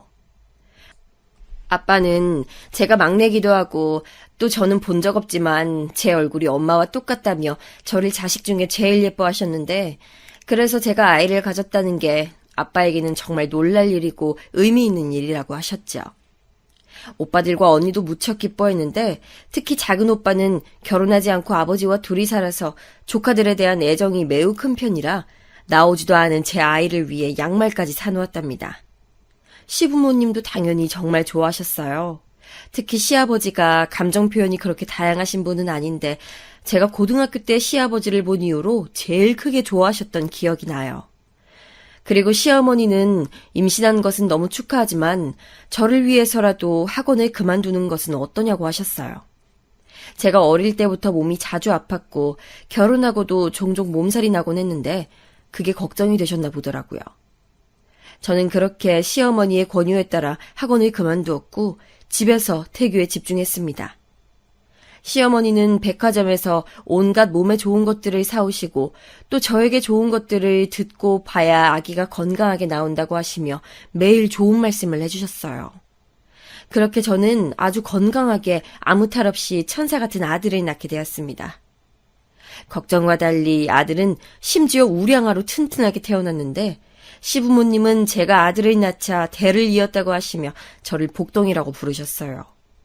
그리고 우리 친정아빠에게도 이렇게 귀한 딸을 보내주셔서 감사하다고 인삼과 질 좋은 고기를 보내주셨죠. 친정아빠도 시골에서 작은 오빠 차를 타고 저를 매일같이 보러 오고 저는 축복 속에서 아이를 맞이했습니다. 아빠는 우리 엄마가 저를 낳고 돌아가셔서 저도 출산하고 몸이 안 좋아질까봐 걱정을 정말 많이 하셨다고 하더라고요. 다행히 시부모님이 전폭적으로 지원해 주시고 바로 옆에서 좋은 것들만 먹이고 또 병원도 자주 데려가셔서 그런가 저는 아빠의 우려와 달리 아주 건강했습니다. 그렇게 양가의 축복 속에서 아이는 아주 건강하게 자라기 시작했고 저는 이렇게만 살 수 있다면 정말 얼마나 좋을까 생각하며 살았습니다. 남편이 우리 고향에 고기 배달을 직접 갈 때 아이와 함께 따라가서 아빠와 작은 오빠 얼굴도 보고 또 제 고향 친구들도 보고 아주 행복했었죠. 그런데 하늘도 무심하시죠. 이렇게만 살면 얼마나 좋을까 생각을 한 지 얼마나 되었다고 불행이 찾아왔습니다. 그날따라 아이가 심하게 보채던 날이라 저도 초저녁부터 쓰러져서 아이와 같이 집에서 자고 있었는데 집에서 일하시던 이모님이 급하게 방으로 들어오시더라고요. 보통 방까지 들어오시던 분은 아니라서 무슨 일인가 싶었는데 이모님의 말에 저는 너무 놀라서 아무 말도 하지 못하고 그대로 굳어버렸습니다. 아이고 어떡해요. 이게 무슨 일이야. 지금 장례식장 가셔야 돼요. 사모님하고 사장님 집에 오시다가 돌아가셨어요. 네? 지금 뭐라고 하셨어요? 저도 방금 연락을 받았어요. 빨리 움직여야 돼요. 바로 시부모님이 교통사고가 크게 나서 돌아가셨다고 바로 장례식장으로 가셔야 한다는 이모님의 말에 저는 머리부터 발끝까지 소름이 돋았습니다. 시부모님은 저에게 바로 몇 시간 전에 중요한 약속이 있다고 그거 끝나고 집에 오는 중이라고 하셨기 때문에 저는 더 믿을 수가 없었습니다. 너무 놀라있는 저에게 이모님은 이미 남편은 장례식장으로 바로 가고 있다고 지금 가보시라는 말씀을 해주셨어요. 처음에 저는 너무 놀라 손을 벌벌 떨며 진정할 수가 없었습니다. 하지만 이모님이 계속 정신을 차리라고 말씀해 주셔서 저는 급하게 자는 아들 민수를 데리고 언니와 아빠에게 전화를 걸어 상황을 알렸습니다. 제 주위에 누가 돌아가신 경험이 없어 울며 전화하자 아빠는 저에게 일단 진정하라고 바로 당신께서 오신다고 하셨죠. 언니도 저에게 바로 형부와 오겠다고 집에서 기다리라고 말했고 저는 저를 데리러 온 언니와 함께 장례식장으로 향했습니다. 장례식장에 도착하니 정말 남편이 있었고 저는 아들을 끌어안고 정말 엉엉 울었습니다. 그런 저를 보고 남편도 저를 안고 울고 저는 정말 이 현실을 믿을 수가 없었어요. 여보, 정말 이게 무슨 날벼락이야. 나 진짜 너무 슬퍼. 분명 나한테 전화로 집에 오시고 있다고 하셨는데. 그리고 나중에 들은 말로는 시부모님께서 다녀오신 그 중요한 약속은 바로 저에게 선물을 해주시려고 백화점에 다녀오신 거였습니다. 제가 아이가 크면서 남편이 너무 바빠 육아하느라 정신이 없었는데 그게 안쓰럽다고 몰래 선물을 해주시려고 했던 거였어요. 저는 그 사실을 나중에 알고 정말 얼마나 슬펐는지 모르겠습니다. 정신없이 장례를 치르고 저는 한동안 우울증에 걸리기도 했어요. 저는 앞서 말했듯 남편과 천생연분이라고 느낀 적은 없지만 시부모님은 정말 잘 만났었거든요. 보통 제 친구들도 그렇고 여러 얘기를 들어보면 반대인 경우가 대부분이던데 저는 정말 남편복은 없어도 시댁복은 많다고 말할 정도로 시부모님의 존재는 저에게 컸습니다. 그래서 장례가 끝나고 정신을 도저히 차릴 수가 없었고 오히려 남편이 저에게 괜찮냐고 물어볼 정도였었죠. 남편은 사업 때문에 너무 바빠 집을 비울 때가 많았는데 그 넓은 집에 원래 계시던 분들이 없으니까 제 우울감은 더 심해졌고 저는 결국 아들을 데리고 친정 본가로 가서 며칠씩 있기도 했습니다. 친정에 가서 아빠와 작은 오빠와 지내며 고향 친구들을 만나면서 그렇게 외로움을 달랬었죠. 사실 남편은 그렇게 다정한 성정은 아니었기 때문에 제가 더 힘들어했어요. 오죽하면 시어머니께서 우리 아들과 결혼해줘서 고맙다고 할 정도였죠. 분명히 고등학생 땐 그렇지 않았는데 크면서 많이 바뀌었어요. 그래도 저에게는 만족스럽지 않은 남편이었지만 아이에겐 어찌나 잘하던지 아이가 아빠만 보면 아주 좋아했어요. 아들한텐 최고의 아빠였으니까 그래도 다행이었죠. 사실 저는 저만 생각하면 친정집에서 아이를 키우고 싶었는데 현실 여건상 아이 교육도 그렇고 도시로 가서 살아야 했습니다. 도시로 돌아오고 나서는 또 외로워서 집에만 있기가 싫어서 아이 유치원 엄마들과 친하게 지내기 시작했어요. 원래 저는 내성적인 성격이고 사람과 친해지는데 많은 시간이 소요되는 편인데 일부러 노력을 많이 했었죠. 그러자 아들의 유치원 같은 반 친구인 영수 어머니와 친해지게 됐어요. 영수 어머니, 현영이는 저와 나이도 같아서 다른 엄마들보다 친해지는데 어렵지 않았습니다. 저는 어릴 때부터 내성적이고 잘 나서지 못하는 성격이었는데 현영이는 굉장히 쾌활하고 밝은 친구여서 첫 만남부터 저에게 적극적으로 다가와줬어요. 나이도 같은데 우리 그럼 친구예요. 안 그래도 처음 봤을 때부터 친해지고 싶었어요. 그리고 현영이에게는 참 안타까운 사연이 있었는데 바로 남편이 교통사고로 죽었다는 사실이었습니다.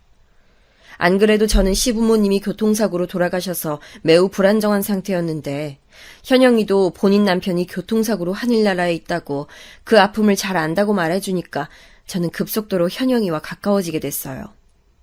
현영이는 남편이 교통사고로 죽고 나서 생활비를 벌기 위해 일주일에 2번 근처 식당에서 일하고 있었는데 일부러 아들이 하원하고 나면 그 식당에 가서 매출을 올려줘 현영이의 길을 살려주기도 했었어요. 갑자기 가족이 죽게 되면 그 상실감이 말로 할 수가 없는데 우리 둘은 같은 아픔을 공유하며 속에 있는 얘기도 많이 하게 되었고 저는 종종 현영이를 집에 초대도 하며 지내기 시작했습니다. 또 현영이가 식당에 일하러 가는 날에는 아이가 혼자 종일반에 있어서 너무 안타깝고 하길래 제가 대신 데리고 집에서 영수를 우리 아들과 같이 봐주기도 했어요. 그리고 현영이가 퇴근하고 우리 집에 오면 남편과 셋이 밥에 술도 마시며 굉장히 친하게 지냈습니다. 남편은 처음에는 제가 집에까지 데리고 온 친구가 현영이가 처음이라 당황했지만 곧 현영이 특유의 성격 덕분에 셋이서 마치 고향 친구들처럼 가까워졌어요. 이모님, 저번에 주셨던 김치 너무 맛있어서 놀랐어요. 이모님은 어떻게 그렇게 요리를 잘하세요? 내가 놀러 올 때마다 반해서 가잖아요. 현영이는 부침성이 매우 좋아서 우리 집에서 일하시던 이모님들과도 친밀한 관계를 맺었는데 저는 그런 성격이 되지 못해서 그저 부러워했었죠. 그래서 현영이와 영수 그리고 우리 가족 셋까지 같이 여행도 가고 심지어 제 고향에도 데리고 가서 우리 아빠와 작은 오빠에게 소개도 해줬습니다. 현영이의 형편이 안 좋은 것은 이미 알고 있으니 저는 현영이와 만나면 모든 계산을 제가 하기도 하고 영수를 봐주면서 드는 돈에 대해 단 한 번도 요구하지도 않았습니다. 현영이는 늘 저에게 고맙다고 말했고 저는 시부모님이 돌아가시고 제일 우울했을 때 현영이와 말동무도 하고 다시 인생을 희망차게 살 수 있어서 정말 행복했어요. 그러다 아이들이 자라서 초등학교에 입학했고 저는 그때도 현영이와 가깝게 지내며 우리 집에 초대도 자주 하고 지내고 있었는데 어느 날 고향 친구가 저에게 조심스럽게 말을 꺼내더라고요. 나 너희 남편하고 그 현영이라는 친구를 본 것 같아. 나도 말을 할지 말지 고민 많았는데 아무래도 알려줘야 하는 것 같아서. 친구는 혹시 몰라 찍었다며 사진도 저에게 보여줬는데 둘이 근교 카페에서 웃고 있는 사진이었습니다. 누가 보면 둘이 부부인 것처럼 함께 웃고 있길래 저도 순간 의아함이 들어 그날 밤 남편에게 현영이와 카페에 갔었냐고 물어봤더니 남편은 잠시 당황하더니 저에게 말을 했어요. 조금 있으면 당신 생일이라 둘이 의논하느라 만났지. 비밀이었는데 세상에 비밀은 없나 보다. 이렇게 당신 친구에게 들킬 줄이야. 깜짝 선물은 물 건너갔네. 아, 그런 거였어? 사실 너무 놀랐어. 당신 설마 안 좋은 생각하는 건 아니지? 내가 설마 당신을 두고 바람핀다고 생각하는 거야? 의심은 했었지. 아니라니까 다행이고. 저는 남편의 말을 듣고 다행이라고 생각하며 고향 친구에게 전했더니 친구가 그래도 조심하라고 하더라고요. 그래도 그 이후로 현영이를 집에 부르거나 남편과 만나는 자리를 최대한 만들지 않았습니다. 최대한 현영이와 둘이 만나거나 아이들과 같이 남편 없이 넷이서 만나고는 했었죠. 남편도 현영이도 그 뒤로는 거슬리게 하거나 별말이 없었기 때문에 저는 아무 문제 없이 넘기게 되었습니다. 그러다 남편이 어느 날 저녁을 먹다 저에게 말을 어렵게 꺼냈는데 바로 본인 조카가 우리 도시로 유학을 온다며 우리 집에서 살아도 되겠냐고 묻더라고요. 저는 돌아가신 시부모님이 생각나기도 하고 저도 학생 때 여기로 왔던 기억이 나서 알겠다고 하고 남편 조카를 데리고 살게 되었습니다. 남편 조카는 여자아이였는데 조카를 보니까 제 어릴 때가 생각이 나더라고요. 그때 저는 그래도 언니가 있어서 외롭지 않게 살 수 있었는데 조카는 남편 말고는 의지할 대상이 없어서 안타깝더라고요. 그래서 저는 조카를 정말 제 아이처럼 생각해서 지극정성으로 돌봐줬습니다. 학부모 참관 수업을 하면 제가 대신 가고 조카가 소풍 가거나 부모 도움이 필요한 모든 일에 제가 나서줬어요. 남편은 저에게 그렇게까지 안 해도 된다고 했지만 저는 그냥 단순히 어린 것이 타지에 와서 고생하는 게 안쓰럽고 제 생각이 많이 나서 그랬습니다. 제가 그렇게 본인에게 잘해주니까 조카도 본인 삼촌보다 저를 더 따르더라고요. 제 아이 민수는 아들이었고 남편과 저는 둘째 계획은 없던 터라 조카를 제 딸처럼 생각했었죠. 그렇게 조카를 돌보느라 정신이 없으니 현영이와도 자연스럽게 예전처럼 붙어 다니진 못하게 됐습니다. 그래도 아예 만나지 않은 것은 아니었고 일주일에 2-3번은 만났었죠. 아이들이 크면서 학원 공유도 하고 그랬는데 현영이는 어느 순간부터 입고 다니는 옷이나 행색이 눈에 띄게 좋아졌습니다. 예전에는 똑같은 옷을 계속 입고 다녀서 제가 선물로 옷을 사주곤 했었는데 이제는 만날 때마다 옷이 바뀌고 애들 학원에 대해 말할 때도 예전엔 돈 걱정을 하며 고민해서 제가 미안해서 말하지 못했었는데 이젠 본인이 먼저 비싼 영어 학원에 대해 말하기도 했었죠. 저는 예전과는 다른 모습에 의아한 마음이 들었지만 이유가 어찌되었든 현영이가 만족하며 살면 다행이고 형편이 안 좋아진 것이 아니고 좋아진 거니까 다행이라고 생각했습니다. 그리고 그맘때쯤 친정아버지가 아프기 시작하셨는데 그래서 저는 조카와 아들을 챙기고 또 아버지를 챙기느라 무척 바빠졌어요. 친정아버지는 제가 태어났을 때부터 아니 그 전부터 건설 현장에서 일하시느라 몸을 몇십 년 넘게 쓰셨는데 그래서 원래 몸이 좋은 편은 아니었어요. 자주 잔병치레가 있으셨고 현장에서 일하시다 다쳐서 오는 경우도 종종 있으셨습니다. 그런데 어느 날은 복통이 너무 심하다고 하시며 쓰러지셔서 작은 오빠가 동네 의원에 데리고 갔는데 처음엔 의사가 너무 오래 현장에서 일하셔서 그런 것이라고 했는데 그 이후로도 계속 아버지가 쓰러지는 일이 빈도가 줄면서 발생하자 큰 병원으로 가보라고 했다고 하더라고요. 그렇게 작은 오빠가 친정아버지를 데리고 우리 지역으로 와서 병원에 갔는데 거기서 아주 충격적인 소리를 들었습니다. 선생님, 아버지 증상이 왜 그런 거죠? 요즘 더 심해지셨어요. 이런 말씀드리기 참 곤란하지만 환자분 지금 암에 걸리셨어요. 왜냐하면 아버지는 위암 말기였기 때문이에요. 초기도 아니고 말기고 의사는 우리 남매에게 살 날이 얼마 남지 않으셨다고 말씀했습니다. 병원 치료에 의존해서 생명을 몇 개월 늘리느니 차라리 가족분들과 여생을 보내는 게 훨씬 나을 것 같다 하셨죠. 그러면서 이 정도까지 될 때까지 고통 때문에 힘들었을 텐데 일부러 가족들 생각해서 말을 하지 않은 것 같다고 아버지를 잘 챙기라고 하더라고요. 저와 작은 오빠는 그 말을 듣고 얼마나 울었는지 모르겠습니다. 이 사실을 바로 큰 오빠와 언니에게도 알렸고 아버지에게도 사실대로 말했더니 아버지도 무슨 치료냐고 살 만큼 사셨다고 최소한의 치료만 하면서 고향에서 여생을 보내고 싶으시다고 하셨어요.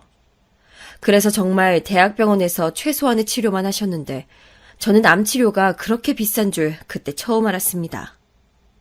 그리고 아버지는 시골에 사셨기 때문에 병원 진료를 하러 제가 사는 곳에 오실 때마다 택시를 타셨는데 그 돈도 만만치 않았고요.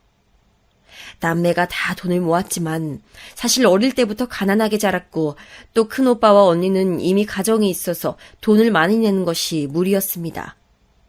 제가 그나마 형편이 제일 좋았지만 저도 수입이 없어 오로지 남편의 돈이라 어느 순간이 되니 눈치가 보이더라고요. 저는 남편에게 생활비를 받아서 썼었는데 그 돈으로는 병원비를 감당하기가 무리였습니다. 작은 오빠는 공장에 가서 번 돈을 아버지와 살면서 생활비로 부담했기 때문에 차마 작은 오빠에게 돈을 더 내라고는 하지 못했고 큰 오빠는 3남매를 낳고 키우고 있었기 때문에 이미 오빠 가정을 유지하기에도 힘든 상황이었어요. 언니도 지극히 평범하게 살았기 때문에 큰 돈을 내진 못했고 결국 제가 거의 다 부담하게 됐습니다. 또한 병원에서 아버지가 돌아가시기 전에 많은 경험을 해달라고 했기 때문에 제가 무리해서 언니 오빠들과 아버지를 데리고 여행도 다녔어요.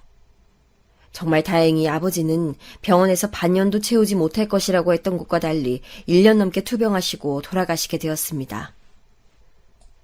시부모님의 사고와 달리 친정아버지는 어느 정도 예상을 할 수 있었지만 그래도 슬픈 마음은 똑같더라고요. 아버지는 우리 남매에게 하신 마지막 말씀도 미안하단 말씀이었어요. 정말 혼자서 4남매를 키우시느라 온갖 고생만 다 하고 가신 아버지를 보내려니 마음이 너무 아팠습니다. 그런데 정말 더 마음이 아팠던 것은 바로 남편 때문이었어요. 남편은 제 가정 환경에 대해 잘 알고 있었고 제가 아버지를 얼마나 생각하는지도 알고 있었습니다. 그런데 제가 친정아버지 병원비를 대느라 생활비가 부족하니 남편에게 돈을 달라고 했던 적이 꽤 있었는데 저에게 왜 저만 자식이 아닌데 혼자 부담하냐고 하긴 했었어요. 그때는 저도 남편에게 미안하기도 했지만 상황이 다들 안 좋으니 우리가 더 여유가 있으니 조금만 도와달라고 했었거든요. 남편은 친정아버지가 돌아가시자 본인은 할 만큼 했다며 장례식 돈을 주지 않겠다고 했습니다. 제가 정말 마지막이라고 이번 일 이후로는 우리 가족에게 들어갈 돈은 없을 거라고 부탁했지만 들은 척도 하지 않더라고요. 남편하고 성격이 그렇게 맞지 않다고 느끼긴 했지만 저렇게 남편이 우리 친정아버지가 돌아가셨는데도 매몰차게 나올 줄은 정말 상상도 하지 못했습니다. 제가 정말 마지막으로 한 번만 도와달라고 했더니 남편은 심지어 저에게 이렇게 말하더라고요. 당신 아버지 그만하면 호상인데 무슨 장례를 치러? 당신은 나처럼 외동도 아니면서 뭘 그렇게 혼자 다 부담을 해? 나도 돈 없어. 몰라. 저는 저 말을 듣고 너무 충격을 받아 그 자리에서 석고상처럼 굳어 아무것도 할 수 없었습니다. 그러면서 저는 제가 왜 우리 아빠 장례비도 주지 않는 남편의 부모를 그렇게 챙겼고 조카까지 딸처럼 생각했을까 후회가 되기도 했어요. 결국 저는 고향 친구들에게 이 사실을 털어놓게 되었고 고향 친구들이 발벗고 나서주어 겨우 장례비를 마련하게 됐습니다. 오히려 가족인 남편보다 고향 친구들이 제 슬픔에 공감과 위로해 주었고 더 많이 울어주는 상황이 일어났어요. 저도 남편에게 너무 실망했지만 일단 친정아버지 장례가 우선이니 일단 손님 맞이를 하느라 바빴습니다. 그런데 장례가 끝나고 제가 집을 많이 비웠기 때문에 아들과 남편 조카를 챙기러 집에 들어갔는데 저에게 조카가 오더니 말을 꺼냈어요. 사실 계속 말을 하려다 말길래 제가 주저하지 말고 말해달라 했는데 아주 충격적인 소리를 듣게 됐어요. 바로 제 남편이 우리 아버지 장례식 때 밤에 현영이를 만났다는 소리였습니다. 현영이는 정말 고맙게도 장례식장에 와줬는데 조카가 혼자 집에 돌아가다 우연히 길을 잘못 들어 골목길로 가게 되었는데 거기서 남편과 현영이를 보았다고 하더라고요. 그냥 둘이 있었으면 말을 하지 않았을 텐데 둘이 끌어안고 누가 봐도 불륜이라고 했습니다. 저는 정말 너무 충격을 받았고 이제야 왜 남편이 저에게 점점 냉담해졌고 아버지 장례비까지 아까워했는지 이해가 가기 시작했어요. 저는 남편 성격이 점점 변해도 나이가 들면서 자연스럽게 변한 줄 알고 최대한 그 성격에 맞춰주려고 노력했었는데 남편은 오히려 바람을 피우고 있었더라고요. 그러면서 예전에 제가 현영이와 친하게 지냈을 때 근교 카페에서 둘을 발견했던 친구가 해줬던 말도 생각이 났습니다. 이미 그때부터 저 몰래 둘이 살판났던 것 같았던 게 마침 제가 그 이후에도 남편 조카를 돌보느라 바빴고 그 이후엔 우리 친정아버지가 아프셔서 돌보느라 바빴었기 때문입니다. 그리고 이제야 왜 현영이가 갑자기 생활 형편이 나아졌는지 이해가 가기 시작했어요. 저는 단순히 일하는 요일이 늘었거나 혹은 다른 좋은 일이 생겼나 보다 했었는데 알고 보니 남편이 돈을 주었기 때문이더라고요. 그것도 모르고 저는 현영이 형편이 안 좋다고 예전처럼 만나지 않아도 종종 챙겨주곤 했었죠.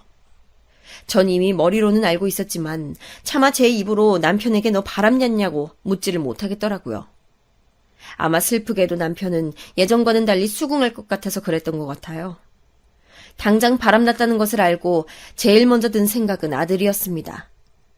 남편이 저에게 저렇게 매정했던 것과는 달리 아들한텐 정말 잘했기 때문에 아들에게 이 사실을 알려야 하는 건지 아니면 그냥 내가 꾹 참아야 하는 건지 고민이 많이 됐어요. 조카도 제 아들이 걱정된다고 말하면서 저에게 삼촌보다 외숙모가 더 좋았기 때문에 말하는 거라 하더라고요. 제가 여기 살면서 삼촌한테는 실망만 했는데 외숙모한테는 도움만 받아서 그냥 지나칠 수가 없었어요. 저는 이 사실을 저에게 알려준 조카에게는 그저 고마운 마음만 들었습니다.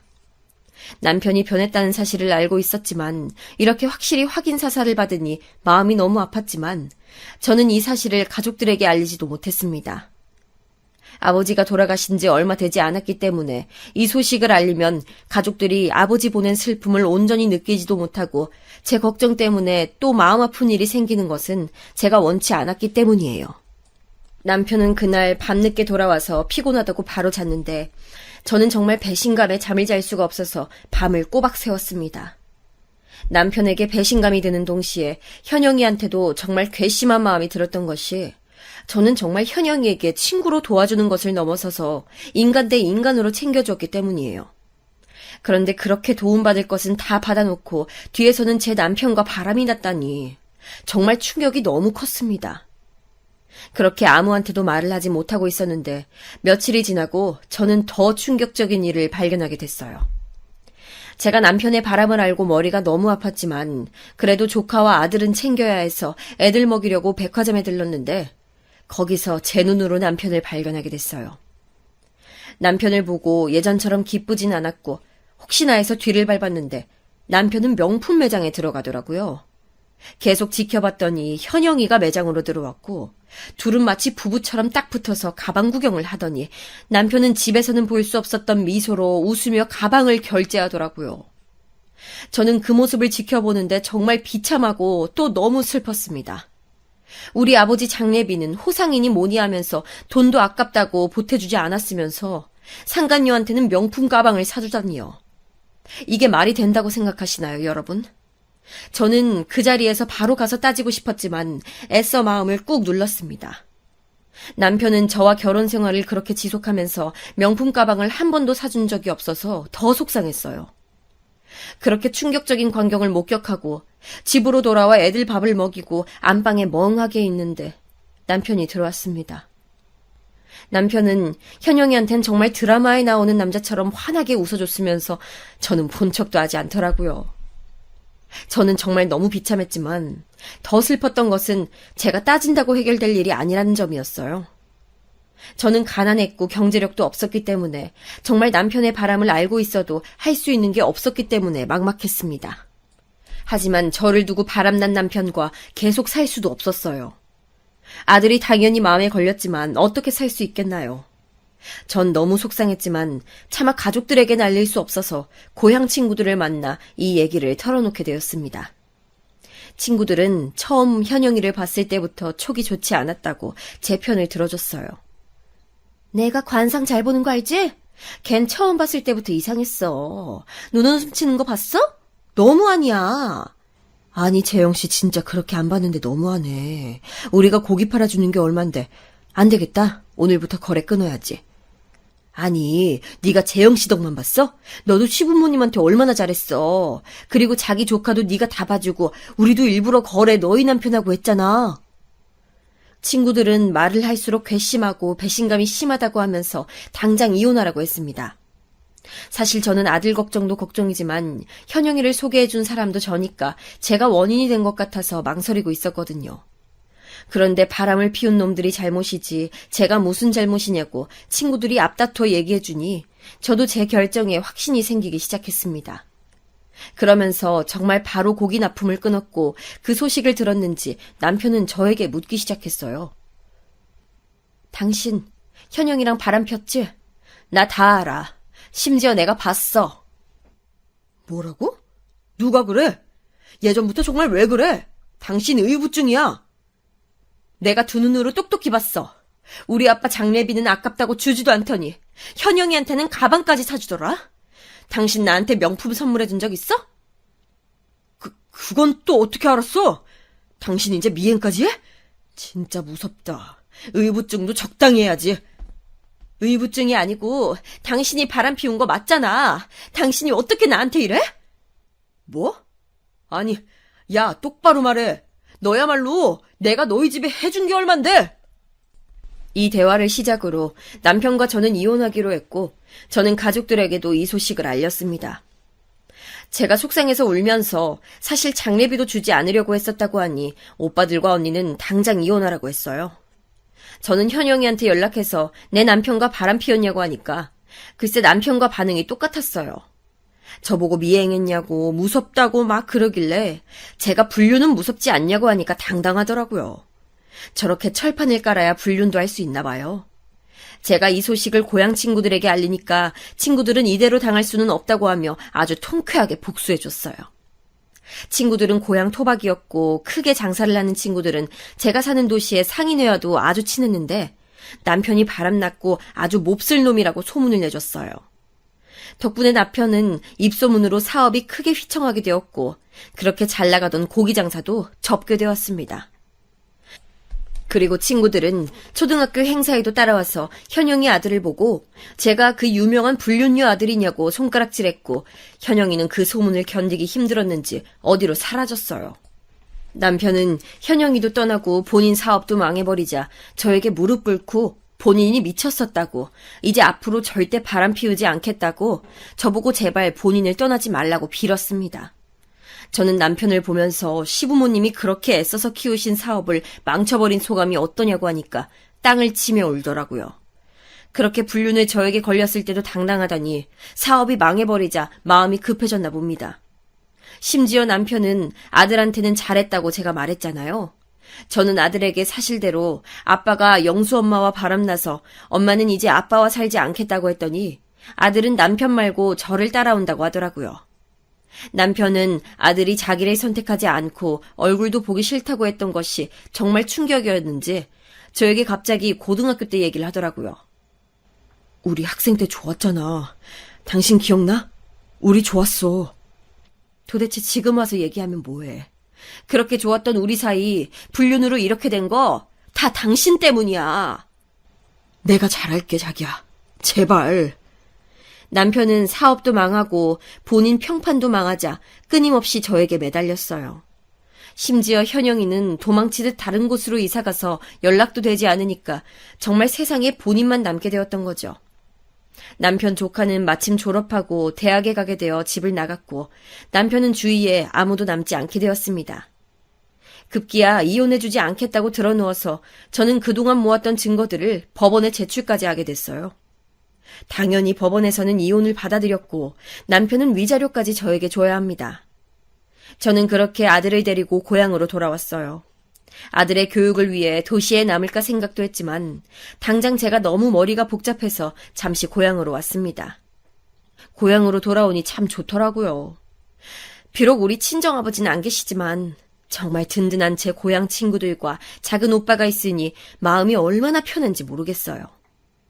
친구들은 저에게 그 썩을 놈 다시 연락 오면 본인들에게 말하라고 낯들고 찾아가겠다고 했습니다. 이렇게 든든한 친구들과 가족들이 있는데 왜 그동안 고민했던 걸까요? 생각해보면 저는 결혼 생활 내내 사실 남편과 그렇게 좋은 기억이 있지도 않습니다. 그 시절 좋았던 것들을 생각하면 죄다 시부모님과 관련돼 있었어요. 사실 시부모님만 생각하면 아직도 눈물이 나요. 그분들은 정말 좋으셨으니까요. 하지만 그렇다고 남편과 계속 살 순 없었죠. 남편은 그 뒤로도 잊을만 하면 연락이 왔지만 제가 이제 차단해서 이제는 어떻게 사는지 알 수 없습니다. 제 고향을 알고 있으니 올 수도 있는데 남편을 보면 낯들고 찾아온다는 친구들의 협박이 통했는지 코빼기도 보이지 않아요. 저는 그래서 요즘 아들과 제 친정집에서 아주 행복하게 지내고 있습니다. 파란만장했던 제 인생과 결혼 생활 얘기는 여기까지입니다. 끝까지 들어주신 여러분 정말 감사합니다. 여러분들 인생에서는 늘 좋은 일만 있길 진심으로 바랍니다.